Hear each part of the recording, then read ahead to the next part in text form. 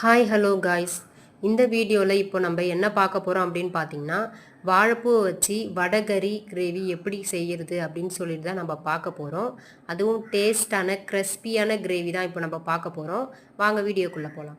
நம்ம already cut பண்ணி வச்ச வாழைப்பூ, ஒரு வெங்காயம், 2 பச்சை மிளகாய், அப்புறம் நெக்ஸ்ட்டு வந்து பார்த்திங்கன்னா 1½ கரண்டி அரிசி மாவு, ஒரு கரண்டி மைதா மாவு சேர்த்து நம்ம நல்லா கிளறி விட்டுக்கலாம். தேவையான அளவு தண்ணி ஊற்றி கிளறி விட்டுக்கலாம்.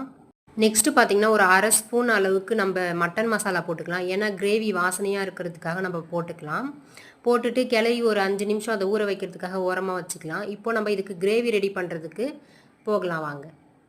ஒரு பாத்திரத்தில் எண்ணெய், கடுகு, பச்சை மிளகாய், தேவையான அளவு வெங்காயம் அப்படின்னு சொல்லிட்டு போட்டுக்கலாம். நல்லா கிளறி விட்டு பொன்னிறம் மாறினதுக்கப்புறமா பட்டை, ஏலக்காய், லவங்கம்னு சொல்லிட்டு போட்டுக்கலாம். அது மேலே இஞ்சி போட்டு நல்லா கிளறி விட்டுக்கலாம்.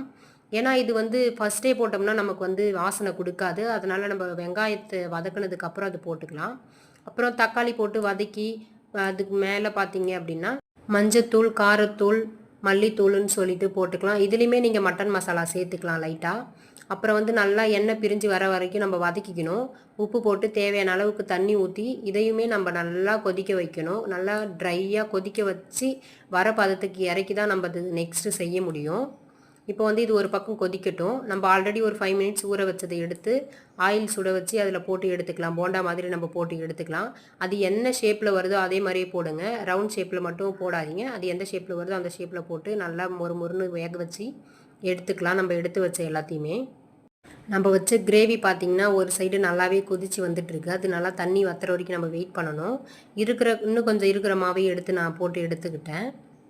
எங்களுக்கு தேவையான அளவுக்குமே கிரேவி நல்லா சுண்டி வந்துடுச்சு. உங்களுக்கு தேவையான இன்னுமே சுண்ட வச்சுக்கலாம். நம்ம ஆல்ரெடி பொரிச்சு வச்ச வாழைப்பூவை எடுத்து போட்டு 5 மினிட்ஸ் வந்து க்ளோஸ் பண்ணி ஓப்பன் பண்ணி பரிமாறினீங்கன்னா அவ்வளோ டேஸ்ட்டாக இருக்கும். மட்டன் கிரேவி மாதிரி அவ்வளோ டேஸ்ட்டாக இருக்கும்.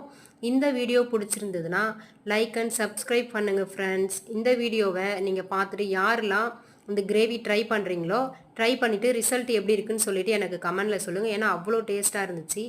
Bye bye friends.